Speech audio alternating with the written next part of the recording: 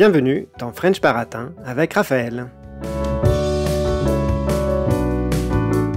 Ce mois-ci, dans notre épisode principal, on vous a parlé du parcours de deux jeunes femmes étrangères, Yasmine et Victorine, qui ont obtenu la citoyenneté française. Aujourd'hui, être citoyen ou citoyenne, c'est avoir la nationalité française et pouvoir participer à la vie politique du pays. Mais il y a quelques siècles, tout cela n'avait rien d'évident. Avant 1789, il y avait en France des rois et des sujets du roi, mais pas de citoyens. À cette époque, les personnes nées dans le royaume de France sont des régnicoles, c'est-à-dire des sujets du roi. Mais être régnicole, ça ne donne pas beaucoup de pouvoir. Aucune élection ne permet de changer de roi quand on en a marre. Pourtant, il y a quelques avantages. Par exemple, un régnicole peut hériter des biens de sa famille et faire un testament. Les étrangers, eux, sont appelés aubains. Ils peuvent donner leurs biens à qui ils veulent tant qu'ils sont vivants. Mais une fois morts, c'est trop tard. Le roi récupère tout. C'est ce qu'on appelle le droit d'aubaine. C'est de là que vient l'expression « c'est une aubaine » pour parler d'une opportunité incroyable ou d'un bon plan.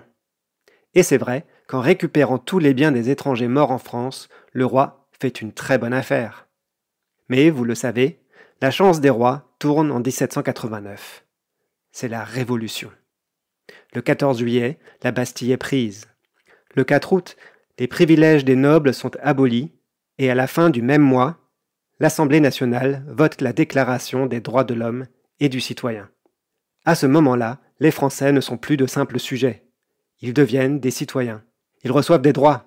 Par exemple, la liberté de faire tout ce qui ne nuit pas à autrui, ou le droit d'être protégés par la loi s'ils sont arrêtés. Les femmes, en revanche, sont largement exclues de ces nouveaux droits. C'est pourquoi en 1791, Olympe de Gouges écrit la Déclaration des droits de la femme et de la citoyenne. Malheureusement, comme il n'y a que des hommes à l'Assemblée, ce texte n'est pas accepté. 2 ans plus tard, Olympe de Gouges est guillotinée. Et pour les étrangers qui veulent devenir français alors, est-ce que la Révolution change quelque chose ? Eh bien oui, les choses deviennent plus faciles. Avant 1789, pour qu'un aubain devienne régnicole, il fallait que le roi signe lui-même une lettre de naturalité, c'est-à-dire un document officiel avec un joli sceau en cire verte dessus. Mais comme le roi était très occupé, il ne signait qu'environ 40 lettres de naturalité par an.